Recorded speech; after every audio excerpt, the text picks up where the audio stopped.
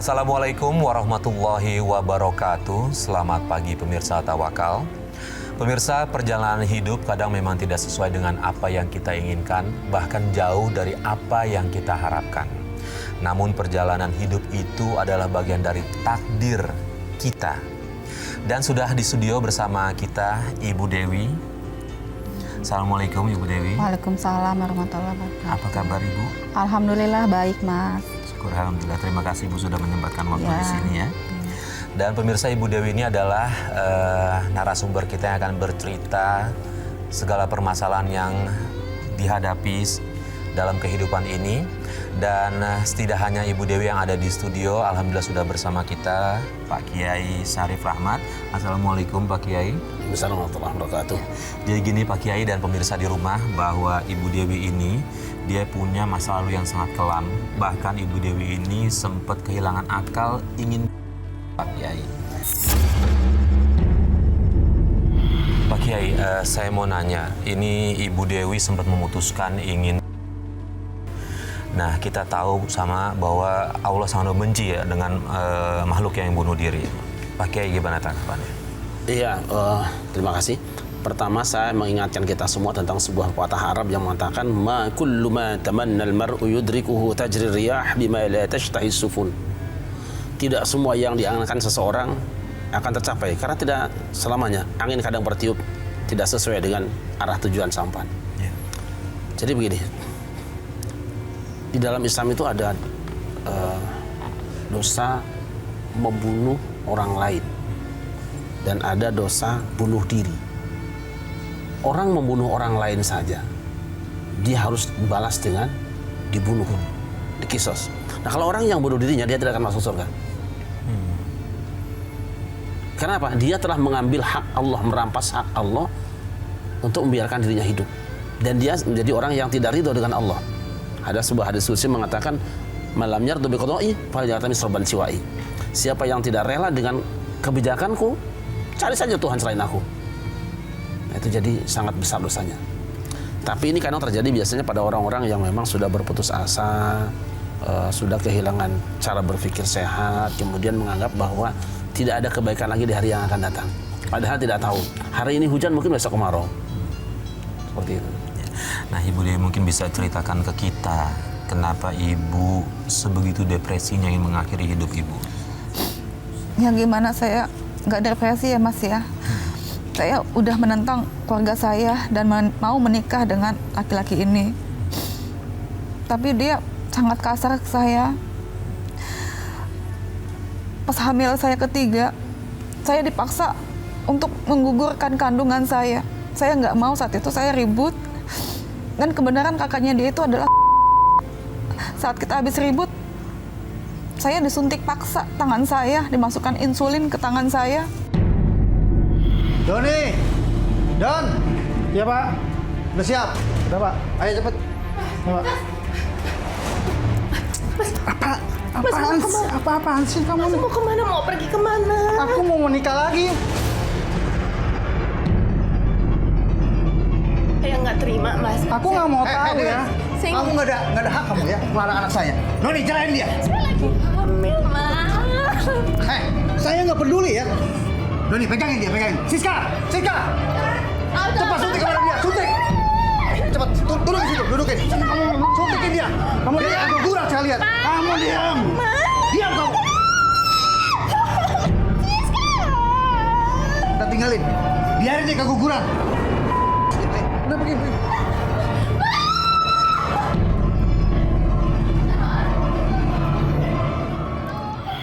Saat itu udah malam jam 10 dan akhirnya saya tertidur.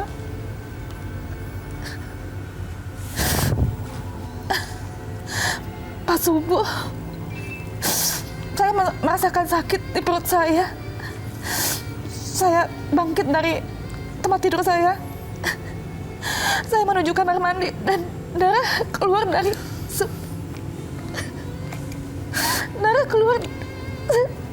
banjir di kaki saya. Dan saya keguguran dipaksa sama suami saya untuk dia bisa menikah lagi. Karena buat dia kan wanita yang menikah yang hamil tidak bisa diceraikan. Jadi dia pingin saya dalam keadaan tidak hamil biar dia bisa menceraikan saya. Oke, Pak Kiai. Kalau dari keterangan Ibu Dewi tadi di awal bahwa mertuanya terlalu ikut campur sama rumah tangganya dan juga kemudian sampai berujung suaminya itu meminta dia untuk menggugurkan kandungannya. Ini dalam pandangan agama gimana Pak Kiai? Ketika seorang wanita menikah dengan seorang laki-laki, maka bakti kepada orang tua memang dialihkan kepada suami. Tapi bakti suami tidak kehilangan bakti pada orang tua. Namun demikian, orang tua tidak bisa ikut campur full tentang apa yang menjadi kebahagiaan anak-anaknya. Karena yang merasakan bahagia atau tidak kan anak-anaknya sendiri, mereka yang menjalani. Mereka boleh memberikan nasihat, mereka boleh memberikan saran, mereka boleh menegur, boleh memberikan masukan, tapi tidak pada hal-hal yang merugikan pasangan suami istri itu sendiri. Dia ingin menyenangkan anaknya, tapi merugikan istrinya. Saya ingat tentang kisah Nabi Ismail. Ketika Nabi Ibrahim sudah lama tidak bertemu dengan Ismail, dia bertanya tentang istrinya. Lalu Ismail menjawab dengan bahasa isyarat bahwa istrinya itu tidak menyenangkan dia. Lalu Ibrahim mengatakan, atau saya lupa sedikit ceritanya, Ibrahim mengatakan, coba ganti daun pintu rumahmu itu. Diganti istrinya atas saran orang tuanya. Tapi ketika sudah punya istri lagi, Ibrahim mengatakan, nah ini pintu rumahmu sudah bagus, tolong dirawat baik-baik. Artinya, lanjutkan rumah tangga kamu. Orang tua ikut bisa di situ, jika memang melihat ada istri yang tidak baik. Boleh dia memberikan nasihat pada anaknya untuk menceraikan istrinya atau lain sebagainya, kalau memang istrinya tidak baik. Nah, dalam kasus ini saya tidak melihat ada ketidakbaikan dari ibu ini, atau mungkin kita juga harus membongkar lebih jauh sebetulnya apa yang terjadi. Karena mungkin saja ada orang tua yang memang sejak awal sudah tidak setuju sehingga dicari-cari kekurangan dan kelemahannya. Ini yang banyak terjadi. Maka kita diingatkan bahwa ketika engkau akan menikah dengan siapapun juga, ingat bahwa pernikahanmu bukan hanya dua badan yang bersatu, tapi ada dua kubu yang akan juga bergabung dengan mereka. Kalau ada di antara kubu yang tidak bergabung, supporternya kurang ramai, itu pemain sepak bola kurang nyaman kelihatannya. Jadi ibu ini tidak memperhitungkan bahwa dua keluarga ini memang sejak awal sudah tidak setuju, sehingga apapun yang kita alami mereka akan mencari celah-celah keburukannya. Gitu. Mungkin itu salah satu dari celah yang dicari dari kedua kubu itu ya.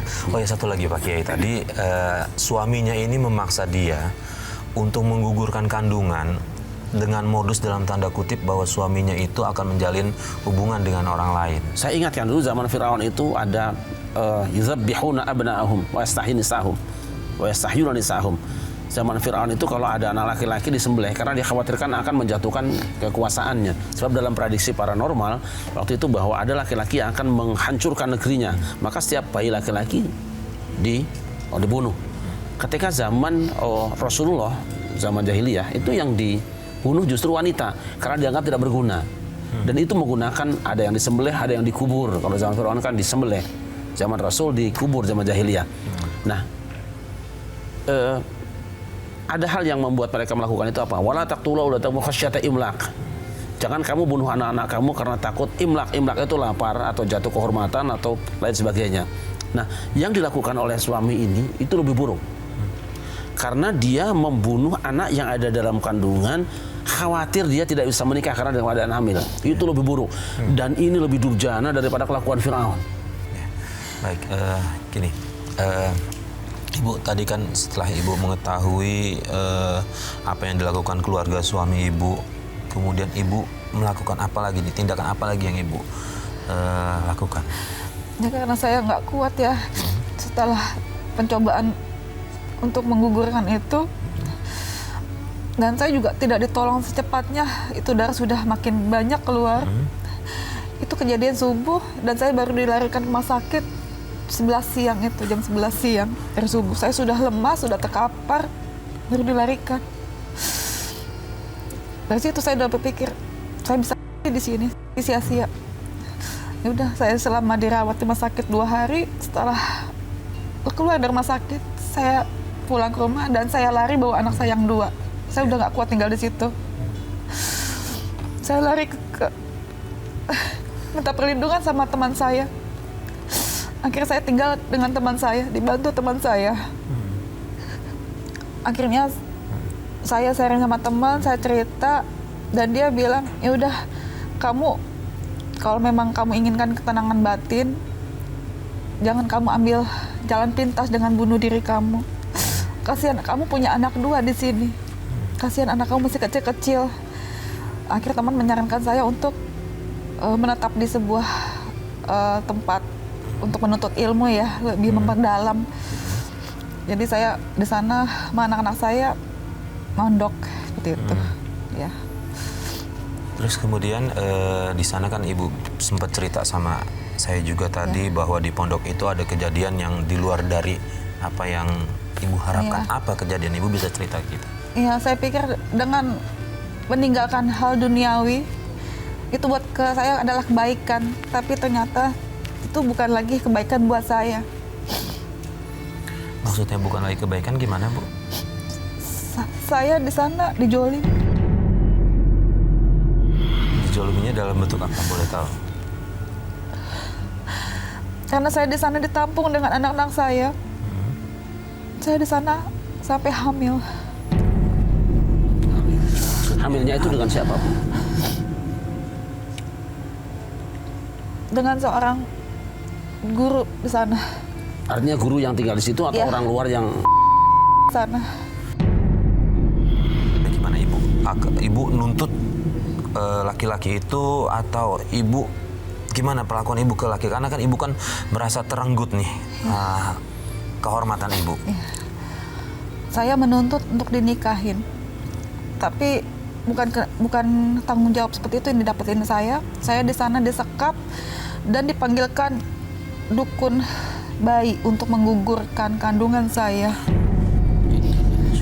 Dukun bayi itu bilang begini, maaf Pak, maaf Bapak, katanya. Ini biasanya saya pegang untuk menggugurkan janin 1/2 jam itu bisa, tapi ibu ini udah saya pegang 2,5 jam. Ini janin tidak bisa saya gugurkan, saya sudah lelah. Seperti itu. Karena saya selalu istighfar dalam hati, saya berdoa, ya Allah, kemarin saya sudah kehilangan janin saya karena ulah suami saya tidak mau. Dan tolong untuk yang kali ini, tolong selamatkan janin saya. Apapun resikonya akan saya ambil, saya tidak mau membunuh anak saya sendiri. Itulah doa saya minta, ya Allah, tolong kuatkan janin saya, tolong kuatkan. Saya selalu istighfar, saya nyebut. Alhamdulillah anak itu tidak gugur. Dan saat ini anak itu udah berusia 6,5 tahun. 6 tahun setengah, syukur alhamdulillah. Berarti ini atas izin Allah ya, Pak Ya. Kiai ya. saya Mempersatukan janin itu. ingatkan kita semua ya, Bu ya, bahwa kullu mauludin yuladu 'alal fitrah. Setiap yang dilahirkan, dia dilahirkan suci. Tidak ada urusan dengan orang tuanya, tidak ada istilah anak haram, tidak ada istilah anak jadah. Anak ya anak, dia suci, dia fitrah, dan tidak boleh kita rendahkan. Jika dia lahir, muliakan dia sebagai anak manusia. Yang dicela adalah orang tuanya. Jadi kalau anak itu ada, rawatlah dia baik-baik. Apalagi dia bukan bagian dari dosa ibu, melainkan dia bagian dari musibah yang menimpa ibu sendiri. Rawat dia, mungkin dengan sabar merawat dia, Allah sedang memberikan jalan untuk rezeki yang lebih baik ke depan. Percaya saja itu. Amin ya rabbal alamin. Jadilah karyawan Allah, rawat dia. Anggap saja ibu sekarang sedang bekerja di kantornya Allah. Dia pekerjaan kita. Lalu Pak Kiai, bagaimana dengan laki-laki itu Pak Kiai? Besar-besar. Kalau di mata hukum kan dia juga bisa kalau misalnya ibu ini mau melaporkan ya. Saya sudah melaporkan semua ke lembaga-lembaga terkait. Saya sudah ada semua suratnya. Bahkan karena saya dianggapnya depresi, ya saya memang sangat depresi saat itu. Kayaknya nggak kuat saya begitu di konseling. Memang saya depresi yang amat sangat berat. Apalagi ketika ditanya tentang keluarga saya di situ hanya bisa menangis, tidak bisa jawab siapa keluarga saya. Dianggap saya adalah orang telantar, dan akhirnya saya dari lembaga tersebut ditempatkan di sebuah panti sosial. Gini ibu kan tadi alhamdulillah Allah mempertahankan janin ibu sampai dia lahir dan kemudian sekarang usianya sudah 6 tahun, betul? 1,5 tahun, iya. Iya. Gimana? Apakah dia tahu atau ibu ngasih tahu siapa ayahnya atau gimana? Tidak, dia tidak tahu siapa bapaknya siapa. Cuman kakak-kakaknya bilang bapaknya udah meninggal gitu aja. Mau tanya bapaknya, saya nggak punya papa, papa kamu udah meninggal. Karena anak saya yang 2 itu tahu tentang saya, dia selalu bantu saya, menguatkan saya. Dan disinilah yang tadi saya mengalami depresi itu. Karena anak semuanya, saya lillahi ta'ala, apapun yang saya lakukan hanya untuk anak.